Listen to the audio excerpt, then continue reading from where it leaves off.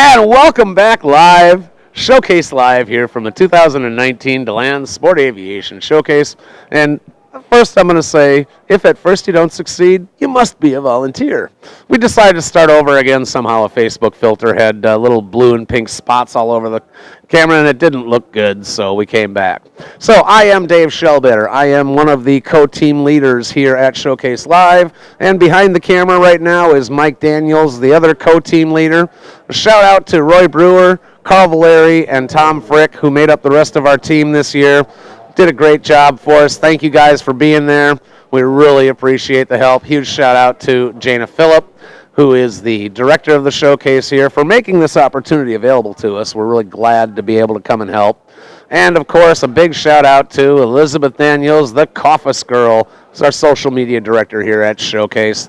Thanks for doing a great job, E. And next year you better be here. She's working remotely this year. So, Showcase would not be possible if it weren't for our sponsors. One of our elite sponsors, senior partner sponsors, or normal sponsors is TQ. TQ Electronics, I believe it is.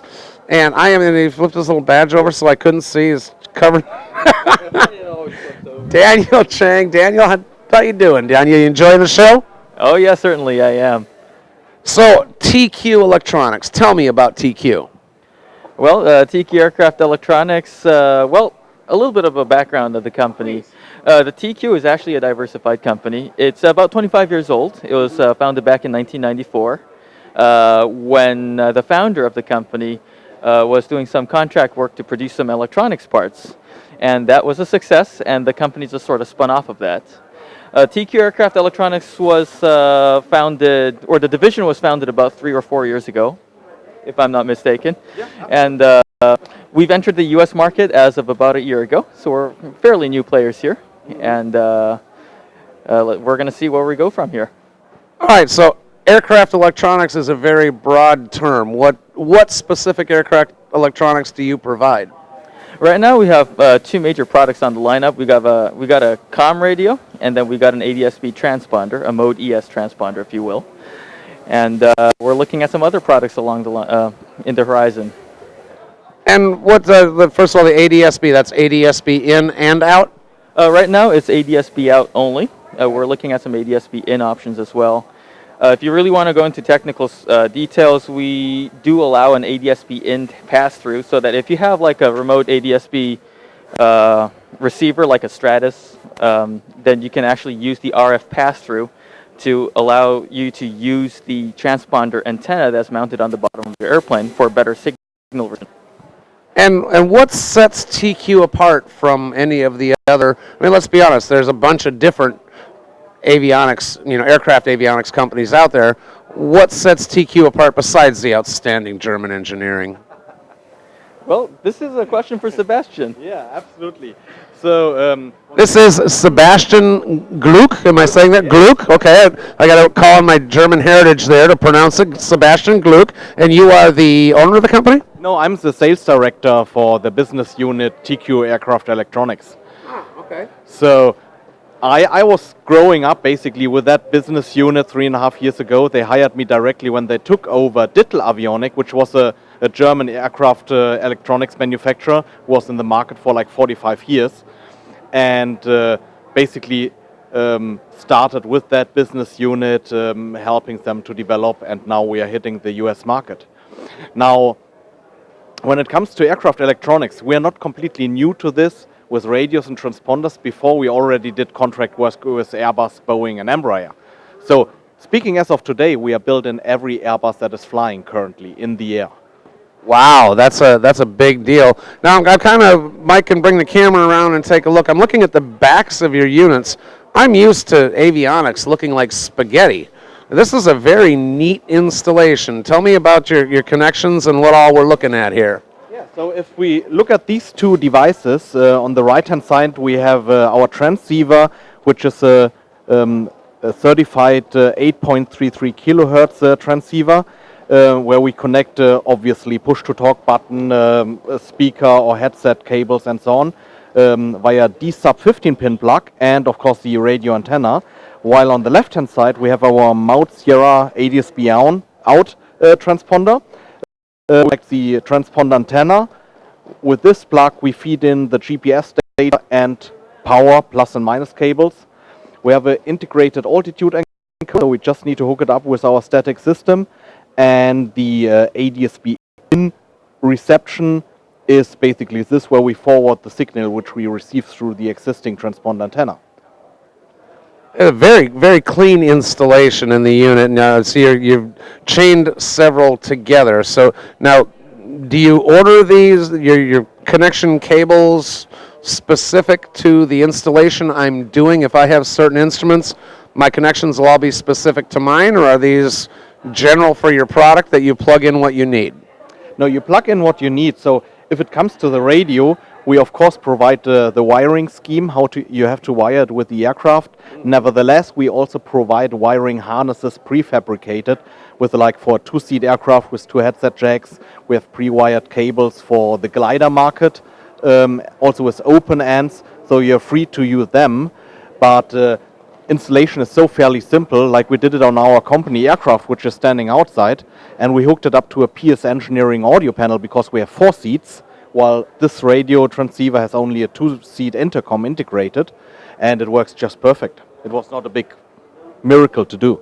Well, I'm gonna segue away from the electronics itself right now, because I did want to ask you, I'm glad you mentioned your company aircraft. What exactly, what is the aircraft? We'll get a shot. We'll take a couple of stills to throw in along with the post of the aircraft itself. But tell us about the airplane itself. The beautiful TQ logos on it and stuff. Just happens to be parked right next to the media tent where we're basing. Tell us about the airplane. Right. So when looking at a transportation vehicle here for the States, we figured out that a car is not the right tool to cover these distances here in the US. And how can you be more authentic if you install your devices you want to sell in an aircraft and actually show off the aircraft's devices? Now, when looking at an aircraft, we had some points which we would like to hit. We would have to carry our whole trade show booth, so it has to carry at least a load of like 300 to 400 pounds, plus pilots, plus fuel and so on. And it should be kind of unique, so it draws attention.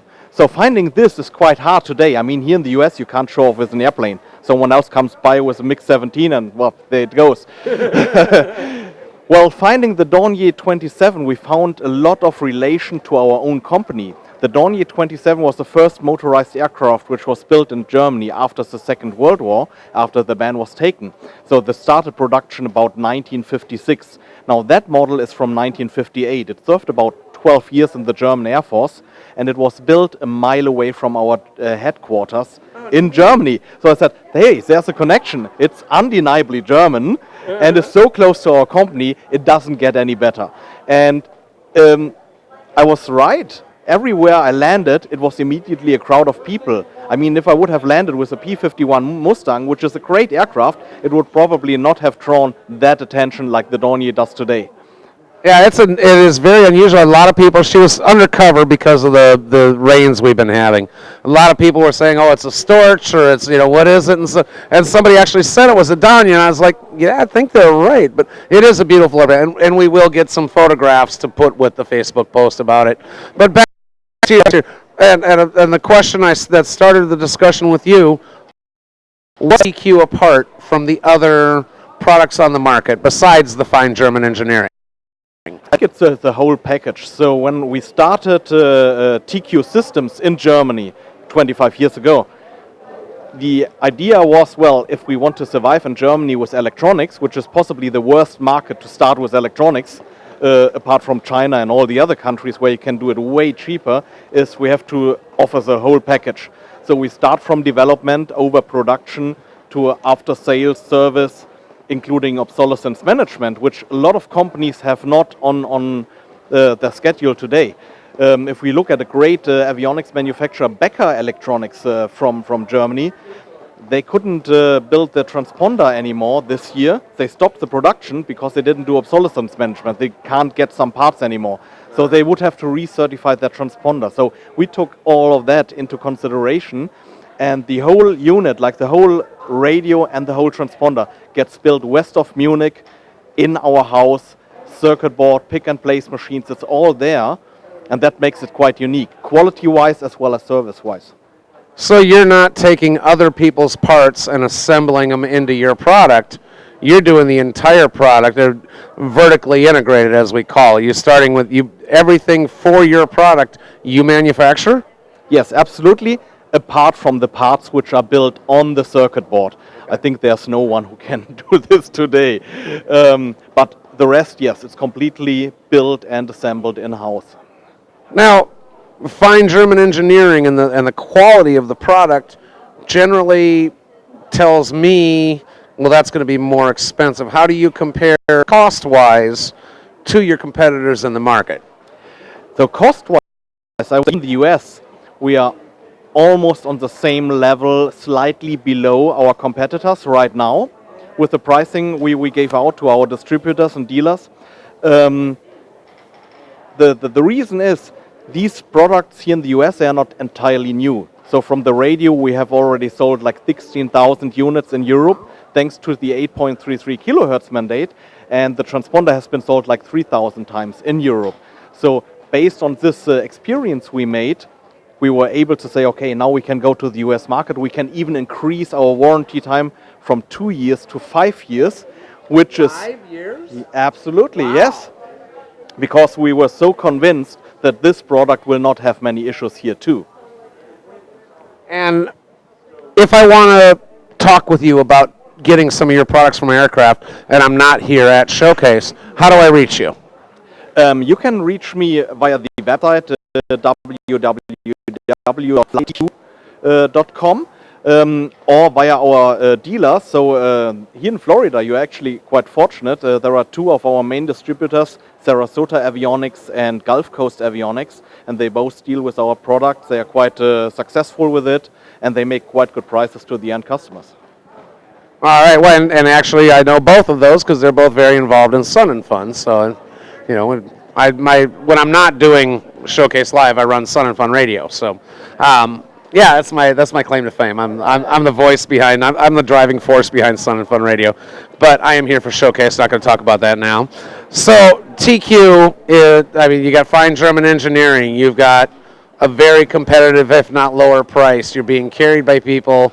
A 5-year warranty. That when you said that, I was just wow. That's you don't find that very often. And what is, and a lot of times people talk about the warranty of a product.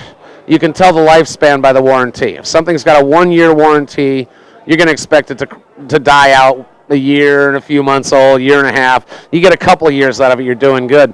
What kind of life expectancy do you have? You offer a 5-year warranty, which tells me that you firmly believe in your product. But what kind of life expectancy do you have? Are these 5-year? Are these 10-year radios? Are these 20-year radios? What? Right. So to be completely honest, these devices were actually not designed on a lifetime, but like to outlast the pilot and his aircraft.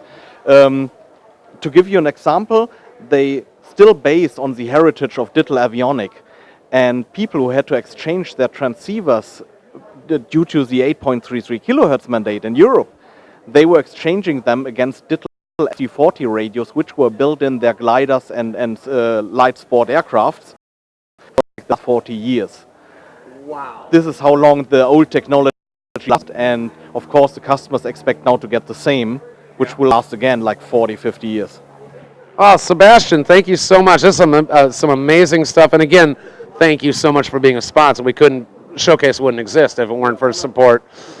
Yeah. Oh, thank you. And Daniel, do you have anything you want to add before we close out here? Well, again, when we were coming into the showcase over here, I just looked at the tent and we saw our logo just front and center, and so we are honored to be part of this, and we thank you for the opportunity. Oh, and again, like I said, thank you very much for being part of it. We are going to wrap this because we've got a couple more things that we have to take care of before the end of the show today. So thank you, Daniel. Yeah, thank you. Appreciate it. Thank you, Sebastian. And for Showcase Live, coming to you from the 19 DeLand Sport Aviation Showcase, I'm Shallbetter with Mike Daniels. Again, huge shout out to Tom and Roy and Carl and Jana and Elizabeth and all of the other volunteers that make this happen, the sponsors that make it. We'll see you back in just a little bit.